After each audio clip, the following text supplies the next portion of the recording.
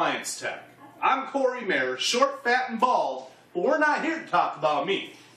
We're here to learn where the make, model, and serial number are on a refrigerator.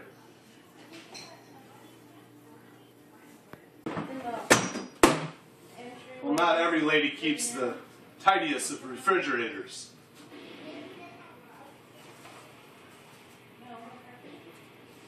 Not sure. Is there supposed to be green in the mashed potatoes? Must be a stressful house. Well, enough about that. We're here to figure out where the model and serial number are on a refrigerator. Typically, you can find it either on the right or left hand side in the upper compartment. Sometimes it is located in the lower compartments, but not always. In this case, we have it up here in the upper right compartment, and it's got all the information that we need. My kitchen, I need to make dinner. You're not going to be having mashed potatoes for dinner, are you?